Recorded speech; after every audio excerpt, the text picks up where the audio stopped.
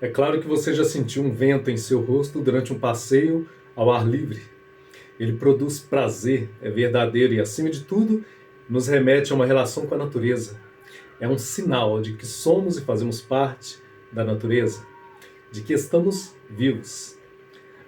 Paradoxalmente, a essa certeza de vida em nós, ele também nos mostra a nossa vulnerabilidade, pois não sabemos de onde vem nem para onde ele vai, muito menos podemos extingui-lo.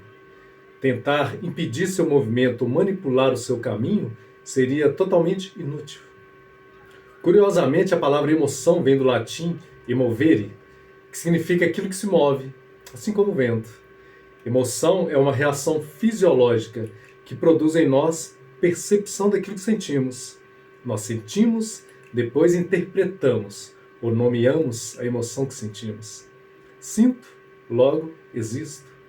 Platão considerava as emoções como uma parte de uma metáfora em que o cocheiro tenta controlar dois cavalos. Um é facilmente domável e não precisa ser conduzido, enquanto o outro é selvagem e possivelmente perigoso. Filósofos estoicos como Epíteto, Cícero e Sêneca viam a emoção como uma experiência que perturbava a capacidade de raciocínio. Por outro lado, os deuses da mitologia grega representavam uma gama completa de emoções e dilemas. Eles são vingativos, ciumentos, amam demais ou odeiam demais. As emoções, elas desempenham um papel central em todas as religiões do mundo. Elas se apresentam em forma de gratidão, compaixão, reverência, amor e paixões. As emoções e suas expressões são altamente valorizadas na cultura ocidental. Todos nós vivenciamos emoções de vários tipos e tentamos lidar com elas de maneira tanto eficazes quanto ineficazes. O verdadeiro problema não é sentir ansiedade, e sim nossa capacidade de reconhecê-la, aceitá-la, administrá-la e continuar a funcionar apesar dela. Sem emoções, nossas vidas não teriam significado, textura, riqueza, contentamento, conexão com a natureza e com as outras pessoas.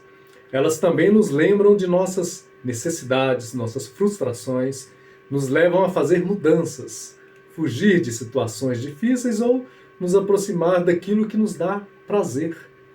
Ainda assim, há muitas pessoas que se sentem sobrecarregadas por suas emoções, temerosas dos sentimentos e incapazes de lidar com elas por acreditar que a tristeza e a ansiedade impedem um comportamento efetivo.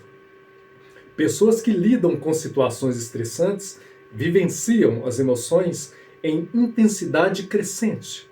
Isso pode ser mais uma causa de estresse e intensificação das emoções, criando uma espécie de ciclo que se retroalimenta. Por exemplo, um homem que passa pelo término de uma relação íntima pode sentir tristeza, raiva, ansiedade e falta de esperança. À medida que as emoções se intensificam, ele pode vir a abusar de drogas, álcool, comer compulsivamente, ter insônia e uma quantidade infinita de sintomas derivados desse acontecimento. As emoções não são parte de nós. Na verdade, faz parte de nossa constituição. João, o apóstolo, disse em seu livro que Jesus, o próprio Deus encarnado, chorou. Inclusive, esse é o menor versículo da Bíblia. E Jesus chorou. O grande problema é não saber lidar com as emoções. A habilidade mais valorizada e necessária atualmente é a inteligência emocional. Daniel Goleman, o psicólogo das emoções, em seu livro Inteligência Emocional, esse aqui é de 1998, ele disse o seguinte, abre aspas, a autoconsciência é a base da inteligência emocional. A autoconsciência é perceber a emoção que sinto, é dar nome a essa emoção, saber administrá-la a partir da percepção, do conhecimento, do motivo dessa emoção e o que ela, para mim, significa. Na América Latina, o Brasil é o país com maior prevalência de depressão, segundo a OMS. E o que é a depressão se não um transtorno mental associado a sentimentos de incapacidade, irritabilidade, pessimismo, isolamento social, perda de prazer, baixa autoestima e tristeza. Notaram que é basicamente um transtorno ligado profundamente às emoções? A falta de habilidade em lidar com as emoções se chama desregulação emocional. É a dificuldade ou inabilidade de lidar com as experiências ou processar as emoções. A desregulação pode se manifestar tanto como intensificação excessiva quanto como desativação excessiva das emoções.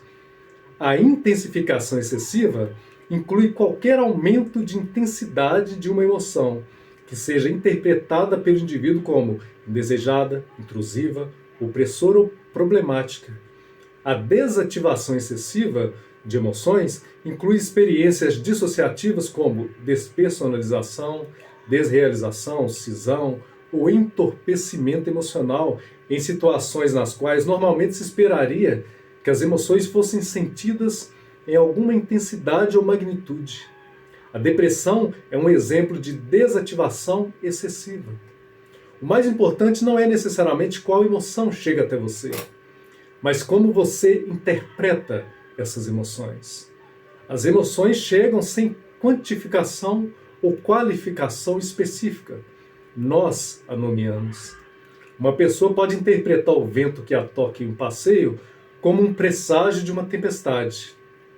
Outra pessoa interpreta o mesmo vento como uma espécie de sussurro suave da natureza. Esse padrão de crença ou interpretação acontece também nas emoções. A boa notícia é que a habilidade para lidar com as emoções, a chamada regulação emocional, pode ser e deve ser aprendida. A regulação emocional é a capacidade da pessoa de compreender as próprias reações emocionais, buscando enxergar situações da realidade como elas são, sem deixar que afetem de forma negativa e intensa a sua própria vida. Não existe razão sem emoção, nem emoção sem razão. Nós, seres humanos, temos ferramentas para trazer equilíbrio para a nossa mente. Assim como não existe primazia entre a asa direita e a esquerda de um pássaro, também não existe primazia entre emoção e razão. Quando há prevalência de um dos lados, há uma desordem que nos impossibilita de voar. Nascemos para voar, e para isso é preciso equilíbrio. A pergunta que deve ser feita é: como reajo a uma emoção? Como interpreto as emoções que sinto? Há algum fator ambiental ou pessoa que interfere no modo como eu interpreto e vivencio as emoções? Não é nada fácil pensar sobre isso. Mais difícil ainda é mudar um padrão de interpretação ou de crença. Mas é totalmente possível. Caso necessite de ajuda, procure um profissional habilitado. O profissional, o psicólogo, não voará por você, mas te apresentará um rol de ferramentas e te mostrará um caminho. Entrevistas iniciais bem feitas revelarão como você lida com suas emoções. Pense nisso, ou melhor, sinta isso.